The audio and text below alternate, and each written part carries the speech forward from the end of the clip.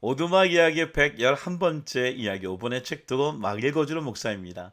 일반 서적에 질문하고 신앙 서적이 대답하는 시간. 오늘 소개하는 일반 서적은요. 이성봉 시인의 달의 이마에는 물결무늬 자국이라고 하는 시입니다. 제가 이 시집을 선택한 이유를 서울대학교 교수님, 불문학과 교수님이 이렇게 써놓은 것처럼 제가 그것 때문에 이 책을 정했는데요. 113페이지. 이성복 시인의 여섯 번째 시집인 달의 이마에는 물결무늬 자국은 좀 별난 시집이다. 우리말로 번역된 외국 시인들의 시를 읽고 그 독서에서 출발하여 씌어진 시들을 모아놓은 시집이라는 점에서 그렇다. 그러니까 외국 시를 먼저 읽고요. 거기에는 주제, 문장, 단어, 느낌 어쨌든 그 하나 끄집어내서 다시 자기의 시로 승화시킨 또 답시로 만든 시집이 바로 이 책입니다. 재밌는 거 읽어드릴까요? 31페이지. 왠지 좀 부끄러울 뿐. 무리에 낮게 나는 잠자리를 개구리는 펄펄 뛰어 잡아먹지만 물속 올챙이를 잡아먹는 건 잠자리 유충이다. 옛날에 아주 방에 못 들어오게 하는 친구가 있었습니다. 자, 내 방 들어오려면 발부터 씻고 오라고 쫓아보냈지만 지금은 BMW 굴리고 서울 유명교회 목사도 되고 그동안 일승일패. 그러니까 긴장 같은 게 재미있게 표현되어 있고 그렇습니다. 33페이지 시 제목이 이 새낀 때릴 데가 없네. 제가 너무 강하게 발음해서 미안해요. 80년 범 야학하다 단대문서에 끌려갔을 땐 이 새낀 정말 때릴 데가 없네 그러더니 정말 한 대도 안 때렸다. 미움, 증오, 슬픔. 페이지 104페이지. 나는 너의 이름을 끊는다. 나는 너의 이름을 끊는다. 다시는 속지 않겠다고. 끊을 수 없는 것을 끊겠다는 집념의 어리석음. 내 어리석음만큼의 길이와 굵기를 가진 너의 이름. 이런 사람들 한 사람씩 꼭 있을지 몰라요. 근데 제가 하나 꼭 읽어주고 싶었던 것은 28페이지에 그 순간은 참 길었다라고 하는 시입니다. 이 시는 로버트 프로스트라고 하는 외국 시인의 만남과 기다림, 지나감이란 시의 한 부분입니다. 거기에 대한 대답이죠. 바람 쐬고 오는 길에 저쪽에서 내가 좋아하지 않는 사람이 오고 있었다. 엉겹결에 길 옆 상가 건물의 교회로 들어갔다. 그가 지나가길 기다렸다. 나왔지만 다니지도 않는 교회 입구에서 그 순간은 참 길었다. 또 언젠가 그 사람이 내 앞에서 오는 걸 보고 돌아서 다른 길로 들어가려다 정면으로 마주쳤다. 앞만 보고 걸었지만 그 순간도 참 길었다. 그리고 또 언젠가 내가 오는 걸 본 그가 골목 안으로 쑥 들어가는 것이 보였다.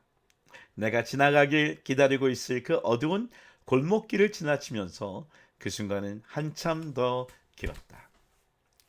여러분 제게도 이런 기억이 있습니다. 이 지역에 오랫동안 목회하다 보니까 목회의 상처로 쓴뿌리로 어떻게 보면 마켓 가는 것도 식당 가는 것도 불편할 때가 있었어요. 그때 참 시간이 참 길었던 것 같아요. 여러분 이런저런 모습으로 우리 속에 응어리를 갖고 살아가는 이민자들 또는 어떤 누구든 좋습니다. 그런 분들에게 아주 시원하게 답을 줄 수 있는 책이 있어요. 바로 크리스티 김 교수님이 쓰신 인생의 응어리를 풀라라고 하는 책입니다. 이분은 1.5세세요. 14살 때 미국으로 이민 와서 USC에서 심리학을 전공하고 탈버신학에서 상담학을 전공하고 특별히 하와이 열방대학에서 그곳에서 공부도 하고 또 그곳에서 내적 치유를 강의하는 교수님으로 활동하고 있는 분이죠. 지금은 어떨지 모르겠어요. 좀 오래된 책이어서 자, 이 책의 내용을 보면 이런 얘기를 합니다. 아주 쉽게 얘기하면 용서, 기도, 대적, 변화 이 네 가지라는 그 띠을 갖고 우리가 풀어야 되는 응어리를 풀어야 되는 것이 있다라고 얘기합니다. 그 중에 저는 용서라는 파트를 갖고 우리 안에 뭉쳐 있는 응어리를 풀어야 된다고 얘기하고 싶어요. 왜 그럴까요? 자, 페이지 39페이지. 용서받았다는 확신이 있는 사람은 영적으로 성숙해지며 다른 사람을 용서할 수 있습니다. 그리스도인으로서 교회에 나와 예배드리는 모습을 보여주는 것은 아주 쉽습니다. 그런데 문제는 교회 밖에서, 가정에서, 직장에서 우리가 어떤 식으로 행동하느냐는 것입니다. 예배는 교회에서만 드리는 것이 아니라 우리 마음의 묵상과 삶 자체가 예배입니다. 삶의 모든 것이 예배가 되는 것이죠. 그래서 이 용서하지 않는 자가 당하는 영적 피해. 그러니까 응어리를 갖고 계속 살면 피해가 있다는 거예요.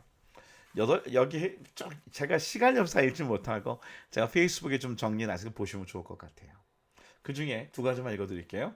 용서하지 않으면 어떠한 우리의 영적 피해가 있는가. 먼저 용서하지 않으면 이거 얘기를 읽어드리고 싶어요. 그것은 뭐냐? 미워하는 사람을 닮아간다는 거예요. 미워하는 사람을. 용서하지 않으면 45페이지. 그럴 수 있습니다. 그 사람을 닮아갑니다. 우리는 두 유형의 사람들을 닮아. 첫째, 우리는 사랑하는 사람을 닮습니다. 왜냐하면 사랑하는 사람을 자꾸만 생각하고 마음에 두기 때문에 그렇습니다. 둘째, 우리는 용서하지 않는 사람을 닮아갑니다. 그 사람을 용서하지 않고 거부하면서도 그 사람을 마음에 품고 생각하기 때문입니다.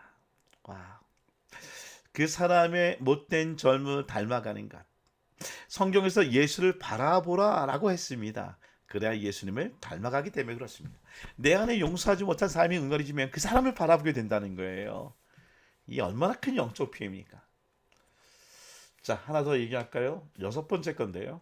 용서하지 않으면 주님을 닮아갈 수 없습니다. 용서하지 않으면 주님과의 관계가 멀어질 뿐 아니라 닮을 수도 없습니다. 그리스도인들의 영적 성숙이란 간단히 말해서 예수님을 닮아가는 것입니다.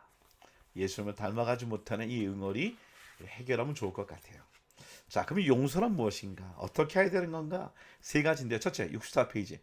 용서는 결단입니다. 감정이 아니라는 거예요. 하나님께서 우리를 용서하실 때도 우리를 미워하는 감정에 좌우되지 않고 우리의 원죄와 자범죄를 용서해 주셨습니다. 여러분, 감정의 영역이 아니라서 오늘 우리가 결단하고 용서해야 돼요. 그 사람을 닮아가지면 안 되잖아요. 굉장히 66페이지에 좋은 얘기해요.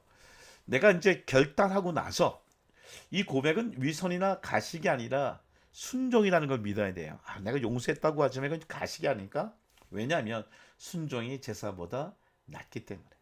하나님은 순종하는 자를 변화시켜 주시고 순종하는 자에게 복을 주시고 용서를 이루어 주신다는 것이죠. 하나 더 얘기할까요? 용서는 과정이다. 페이지 70페이지. 용서를 한 번 했다고 끝나는 것이 아니다. 이건 과정이래요. 계속해야 된대요. 오래 해야 된대요. 그래서 70번씩, 7번씩, 77번씩 계속 용서해 줘야 된다고 얘기를 합니다. 어려운 거예요. 용서, 마지막 하나만 더 얘기할까요? 용서는 뭔가? 용서는 은혜이다. 73페이지. 용서는 하나님이 당신을 용서하신 은혜를 기억하면서 하는 것이다. 아무리 누구에게 어떠한 상처를 받았더라도 주님의 선하심과 주님께서 당신의 모든 죄를 위하여 십자가에서 피 흘리고 죽으시고 사하셨다는 것을 진정 깨닫고 믿고 감사한다면 당신의 삶 가운데 용서하지 못할 사람은 한 명도 없을 것이다. 여러분, 정말 내가 함께 얼굴만 이렇게 마주 지나쳐도 불편한 사람들이 있잖아요. 그래서 돌아가고 골목길로 숨고 모른 척하고 지나가는 그 시간이 얼마나 깁니까? 여러분, 그런 것 좀 우리가 끝내야 되지 않을까요? 바로 그런 응어리를 끊을 수 있는 길은 그 중에 하나가 바로 용서라는 것입니다. 용서를 하지 못하면 자꾸만 내 자신이 용서하지 못한 사람을 닮아가요. 오늘 용서, 이 결단을 갖고 과정 속에서 특별히 예수님이 우리의 죄를 용서해 준 그 은혜를 기억하면서 우리 가슴의 응어리를 해결하고 삶의 모든 영역에 예배가 되는 우리가 되기를 간절히 원합니다. 여러분, 좋은 책입니다. 한번 꼭 구입해 보십시오.